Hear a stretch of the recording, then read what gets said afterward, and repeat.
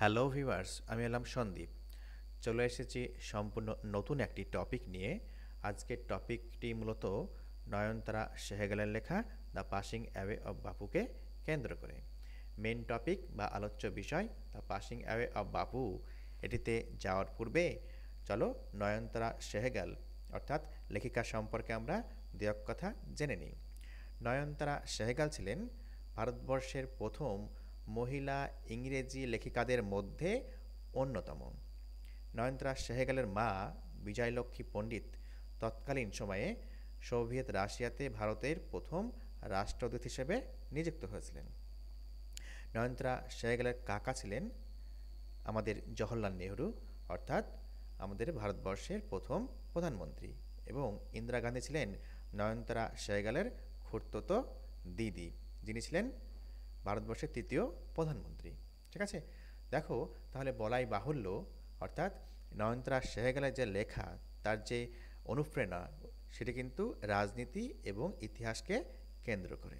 ঠিক আছে, এই যে আলোচ্য যে টপিক অর্থাৎ দ্য পাসিং অ্যাওয়ে অফ বাপু, এটি কিন্তু নয়নতারা সেহগালের আত্মজীবনী থেকে নেওয়া হয়েছে। ঠিক আছে, যেটির যেটির নাম আমরা টেক্সট বইয়ে পেয়ে যাব, the prison and chocolate cake. Okay, চলো লাইন বাই লাইন এটির মানেগুলি দেখে নেওয়া যাক। দেখো, টেক্সটটি শুরু হচ্ছে আই দিয়ে। I was having tea. দেখো, আই বলতে এখানে লেখিকা নয়নতারা সেহগাল নিজে কিন্তু বলছেন। ঠিক আছে, অর্থাৎ ফার্স্ট পারসন ন্যারেটিভ টেকনিক কিন্তু এখানে ব্যবহার করা হচ্ছে। বোঝা গেল? দেখো, I was having tea at home on the evening of 30th জানুয়ারি 1948। দেখো, লেখিকা যখন 1948 সালের 30শে জানুয়ারি এক সন্ধেবেলায় বাড়িতে বসে চা খাচ্ছিলেন, ওয়েন আই ওয়াজ কল্ড, অর্থাৎ তখন লেখিকাকে ডাকা হলো to Birla house by an urgent telephone. দেখো, তখন কিন্তু কি একটি জরুরি টেলিফোন কল লেখিকাকে ডাকলো কোথায়? বিড়লা হাউসে। Okay, Gandhi had been shot on his way to a prayer meeting. দেখো, গান্ধীকে অর্থাৎ মহাত্মা গান্ধীজিকে মারা হয়েছে বা গুলিবিদ্ধ করা হয়েছে যখন উনি একটি প্রেয়ার মিটিংয়ে যাচ্ছিলেন। ওকে, প্রার্থনা সভায় যাচ্ছিলেন। Okay, I was numbed with shock as I got into the car. অর্থাৎ দেখো, লেখিকা একদম অসাড় হয়ে গাড়িতে বসলেন। দেখো, নাম NUMB, নাম মিন্স অসাড় হয়ে যাওয়া। ঠিক আছে, at the Birla House, Gandhi's relatives and followers had gathered round his body. দেখো, বিড়লা হাউসে গান্ধীর যে আত্মীয় স্বজনরা রয়েছে এবং অনুগামীরা বা ফলোয়ার্সরা রয়েছিল বা ছিল, তারা কিন্তু গান্ধীর যে শরীরের চারিপাশে কিন্তু দাঁড়িয়েছিল। ঠিক আছে, বা গান্ধীজির যে শব তার চারিপাশে ছিল। ওকে, there was silence in the room as Gandhi breathed his last. দেখো, গান্ধীর জি যেমন শেষ নিঃশ্বাস ত্যাগ করলেন, ঘরে কিন্তু একটা নীরবতা বিরাজ করছিল। Okay, words of Bapu's death had spread through Delhi like a flame fanned by wind. দেখো, আগুন যেমন কি বাতাস দ্বারা ছড়িয়ে পড়ে, ঠিক তেমনভাবে ওকে তেমনভাবে গান্ধীজির যে মৃত্যুর যে সংবাদ গোটা দিল্লিতে ছড়িয়ে পড়েছিল। ওকে, দেখো, থ্রু দিল্লি বলা হয়েছে। Okay, sad groups of men and women. দেখো, নারী এবং পুরুষদের যে দল, কেমন দল না তো দুঃখগ্রস্ত, গান্ধীজি মারা গিয়েছে তার জন্য কি বলা হয়েছে, নারী এবং পুরুষদের যে শোকায়িত যে দল, ঠিক আছে, had collected around Birla house. Collected বলতে এখানে গ্যাদার্ড।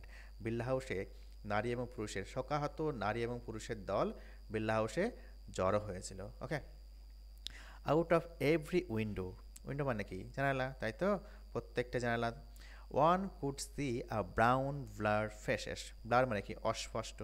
দেখো, প্রত্যেকটা জানালা দিয়েই একজন কিন্তু দেখতে পারত। কি পারত না তো? ব্রাউন ব্লার ফেসেস, বাদামি রঙের অস্পষ্ট মুখগুলি। ঠিক আছে, they didn't make a sound, তারা কিন্তু একটাও সাউন্ড বা শব্দ করছিল না, অর্থাৎ তারা সাইলেন্ট ছিল বা নীরব ছিল, তাই তো। দেয়ার ওয়াজ অ্যান আনন্যাচারাল সাইলেন্স, একটা অস্বাভাবিক বা অপ্রাকৃতিক, ন্যাচারাল মানে কি? প্রাকৃতিক, ইউএন আন, ন্যাচারালের আগে কি কি বসানো হয়েছে? আন, এই প্রিফিক্স বসানো হয়েছে।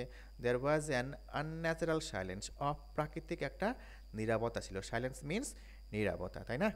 ইট was as if time stood still for those few minutes. দেখো কিছু মিনিটের জন্য বা সেই মিনিটগুলির জন্য সময় যেন একদম তোমার স্ট্যান্ড স্টিল হয়ে গিয়েছিল, অর্থাৎ থমকে গিয়েছিল, দাঁড়িয়ে গিয়েছিল। বোঝা গেল?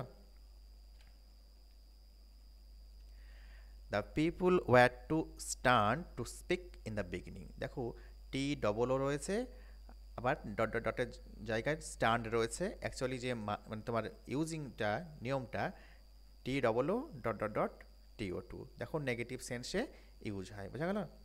দেখো পিপুল ওয়্যার টু স্টান্ট, অর্থাৎ লোকজনেরা বা মানুষজনেরা এতটাই তোমার হতবম্ব হয়ে গেছিল যে তারা প্রথমের দিকে কিন্তু কোনো কথা বলতে পারছিল না। দেখো এবার টু এর জায়গাতে যদি আমরা শো বসাই, দেখো শো দ্যাট যদি আমরা ইউজ করি, তাহলে সেটা কিন্তু কমপ্লেক্স সেন্টেন্সের ক্ষেত্রে হয়, মানে এটা কিন্তু একই থাকে। বুঝলে? অর্থাৎ people were so stunned that they could not speak in the beginning. ঠিক আছে? দেখো TO2 dot dot dot TO2, এটা কিন্তু তোমার সিম্পল সেন্টেন্সে ইউজ হয়। বোঝা গেল? এই বাক্যটিকে যদি কমপ্লেক্সে করা হয়, তাহলে people were so stunned that they could not speak in the beginning, এই হতো। মানে কিন্তু একই। বোঝা গেল? দেখো লোকজনেরা বা মানুষজনেরা এতটাই হতবম্ব হয়ে গিয়েছিল যে তারা কিন্তু প্রথমের দিকে কোনো কথা বলতে পারছিল না। ওকে, দেখো TO2 dot dot dot TO2, এটা কিন্তু সবসময় নেগেটিভ সেন্সে ইউজ হয়। বোঝা গেল? Later they clamored wildly, shouting and crying। দেখো পরে, দেখো আগের সেন্টেন্সটা বললো কি ইন দ্য বিগিনিং, প্রথমে তারা কোনো কথা বলতে পারছিল না। ওকে, অর্থাৎ তারা কি বেরিপ্ট অবস্থায় ছিল, শোকাহত অবস্থায় ছিল, তাই না? বা স্যাড অবস্থায় ছিল। পরে অর্থাৎ পরবর্তী ক্ষেত্রে ল্যাটার দে ক্ল্যামার্ড, তারা পরবর্তী ক্ষেত্রে কি হই হট্টগোল করতে শুরু করলো। ওকে, শাউটিং অ্যান্ড ক্রাইং, চিৎকার করতে শুরু করলো এবং কাঁদতে শুরু করলো। They jostled one another in a stampede. Stampede মানে হচ্ছে হুড়োহুড়ি করা। To break into the house, দেখো ব্রেক ইনটু মানে কি ভেঙে প্রবেশ করা, অর্থাৎ কি ভেঙে ঘরের মধ্যে ঢুকে পড়বে। তারা কি ঘরের মধ্যে প্রবেশের জন্য একে অপরকে হুড়োহুড়ি করে ধাক্কাধাক্কি করতে লাগলো। বোঝা গেল ব্যাপারটি, লাইনটি? দেখো স্ট্যাম্পিড মানে হুড়োহুড়ি করা, আর জসল্ড মানে কি কনুই দিয়ে গোতাগুতি করা। ঘরে প্রবেশের জন্য, অর্থাৎ গান্ধীজির যেখানে শরীর শায়িত অবস্থায় রয়েছে সেখানে প্রবেশের জন্য তারা হুড়োহুড়ি করতে লাগলো এবং একে অপরকে ধাক্কাধাক্কি করতে লাগলো। ওকে, they calmed a little when it was announced that they would be allowed to see Gandhi before the funeral। দেখো গান্ধীজির যে শেষকৃত্য হওয়ার পূর্বেই তাদেরকে প্রত্যেককে অ্যালাউ করা হবে বা অনুমতি দেওয়া হবে গান্ধীজিকে শেষবার দেখার জন্য। ঠিক আছে? তখন তারা কিন্তু শান্ত হলো। বোঝা গেল? when on is faced with the shock of a loved one's death। দেখো যখন কি কোনো প্রিয়জনের মৃত্যুতে একজন আঘাত পায়, অন উইম্পার্স, দেখো একজন তখন কি ফুপে ফুপে কাঁদে বা গঙ্গায়। ঠিক আছে? What will become of me now that he has left me. দেখো সে তো আমাকে ছেড়ে চলে গিয়েছে, এখন আমার কি হবে। অর্থাৎ কি দেখো এই সেই শব্দ আমরা তখনই উচ্চারণ করি বা একজনের মুখ থেকে শোনা যায় যখন কোনো প্রিয়জন চলে যায়। ঠিক আছে? প্রিয়জন মারা যাওয়ার দুঃখে বা শখে সে কিন্তু বলে এই কথাটা। বোঝা গেল? উইম্পার মিনস হচ্ছে ফুপিয়ে ফুপিয়ে কাঁদা বা গঙ্গানো। ঠিক আছে? দেখো প্রিয়জনের মৃত্যুতেই কিন্তু একজন গঙ্গায়, দেখো এখন আমার কি হবে, সে তো আমাকে ছেড়ে চলে গিয়েছে। Okay, this was surely the question uppermost, মানে সবার ওপর। ঠিক আছে? In the mind of mourning people. দেখো শোকাহত মানুষদের যে মাথায় এই লাইনটি কিন্তু ছিল। ওকে, বা ঘটছিল। দেখো this was the surely the question uppermost in the mind of mourning people. দেখো আপামার যে দুঃখগ্রস্ত যে জনতা, তাদের মনে কিন্তু এই কোশ্চেন বা এই প্রশ্নই কিন্তু ঘটছিল। ঠিক আছে? আমার এখন কি হবে, সে তো আমাকে ছেড়ে চলে গিয়েছে। ঠিক আছে? অর্থাৎ তাদের প্রিয় মানুষ তাদেরকে ছেড়ে চলে গিয়েছে, অর্থাৎ নিজেকে খুব অসহায় বোধ করছে। তখনই কিন্তু এই কথাটি কিন্তু বেরিয়ে আসছে লোকজনের মুখ থেকে। ওকে, দেখো they looked like lost children. দেখো পরের লাইনে বললো কি তারা যেন হারিয়ে যাওয়া শিশুর মতো তাদেরকে মনে হচ্ছিল, তারা হারিয়ে গিয়েছে। Okay, it was the question in many of our hearts দেখো আমাদের অনেকের হৃদয়েই কিন্তু এই কোশ্চেনটি ছিল, বা এই প্রশ্নটি কিন্তু আমাদের অনেকের হৃদয়েই এই কোশ্চেনটিই ছিল, অর্থাৎ সে তো আমাকে ছেড়ে চলে গিয়েছে, এখন আমার কি হবে? ঠিক আছে। As we sat still shocked, এখানে অ্যান্ড হবে, অ্যান্ড আনবিলিভিং। দেখো আমরা, দেখো শকড হয়ে বসে রয়েছি এবং কি বিশ্বাসই করতে পারছি না। ঠিক আছে। We listened to the broadcast telling the people of India that their Bapu was no more. দেখো আমরা রেডিওতে কিন্তু ব্রডকাস্ট হতে শুনলাম কি, তো এটা বলতে যে তাদের বাপু আর নেই। ঠিক আছে। দেখো এই হচ্ছে ইউনিট ওয়ানের আলোচ্য টেক্সট। ঠিক আছে। তোমরা এই ভিডিওটি বেশ কয়েকবার দেখো এবং আমার মনে হয় তোমাদের লাইন বাই লাইন একদম পরিষ্কার হয়ে যাবে বাংলা মানে। ওকে।